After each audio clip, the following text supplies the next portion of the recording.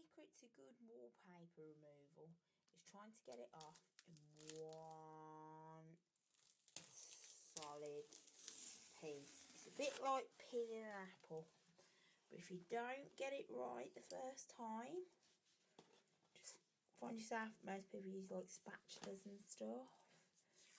I'm using, my tool of choice is an acrylic paint applicator, but I'm just using it to pick up the corner of the wallpaper and just pulling it off. Now, if you do it in one solid piece, you are truly a master.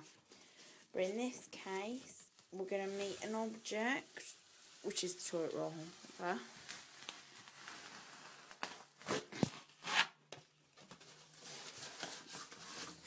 But just keep at it, and if you keep in the back of your mind, all you want to do is remove it in one solid lump.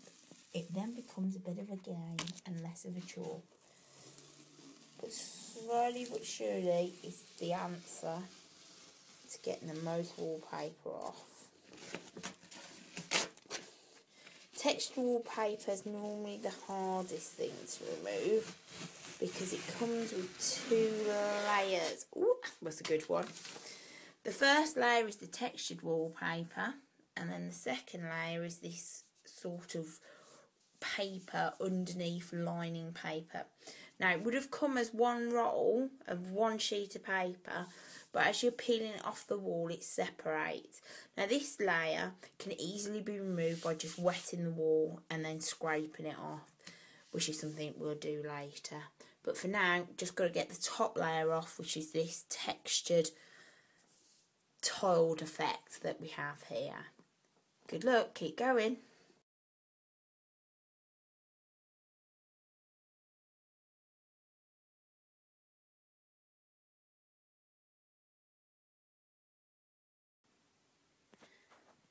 Just to prove that not all the pieces come off in one piece, Jane, this bit's proving to be a bit more difficult.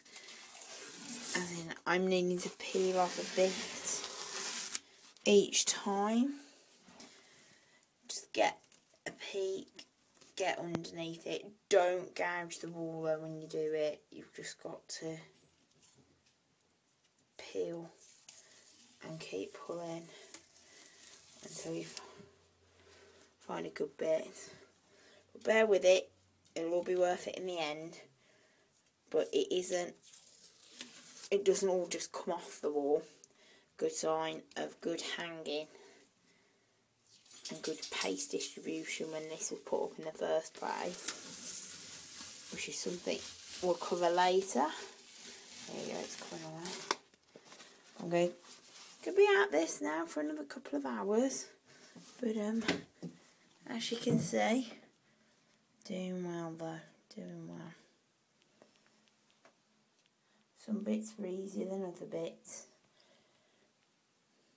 but you'll find that, as with everything with DIY. Right, Jane, now what we've done is we've ripped off all the outer layer of the wallpaper. We've done it dry, so now what we've got left is this backing paper. And what we're going to use to get that off is a bucket of water, a sponge, and a wallpaper scraper, spatula, fish fry. Most people have a tool that's old and they've used it a lot, or you can just go out and buy one of these. This is, I think you put pestle and mortar on with that.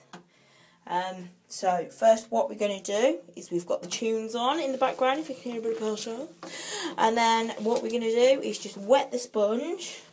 Now the floor here is obviously wood, but if you want to protect it, just put because obviously water's going to run down the wall, so you might want to protect your carpet with some towels or a cloth. But simply all you have to do is just wet the wall, so we're washing the wall down really, and it takes a bit of a while, but can you see all of a sudden the colour of that wall to go in a different colour. Dampen as much as you can, or able to do. You see the water goes on, and then within seconds you can see it being absorbed through the wall. Careful around light fittings and so forth. But can you see this top layer now? It's already started to bobble a bit. You see? And what that means is you can just literally go at it with a paint scraper. See? And it will just come off in bits. And fortunately, there's no quick answer to this. You can use a portable steamer is the other way. But your portable steamer wouldn't have helped you until this point.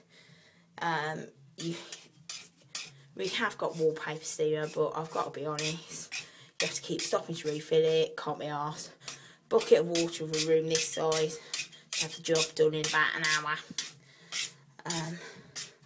So yeah, I'm going to continue scraping, and I'll let you see it once this stage is done. Right. Here you go, here's the first problem that I've got, Janie. I've unscrewed the light switch because I want to get the surrounding bit removed. And I've taken the screws out, as you can see, but the light switch, it's still fixed on quite. There you go. So what I've had to do is break the seal using my spatula. Now be careful. You shouldn't really have the light on, but I've had to leave the light on so that you can carry on filming. But there you go. I've broke it away from the thing, so now I can unscrew it. Now I don't need to remove the light fitting, so don't worry.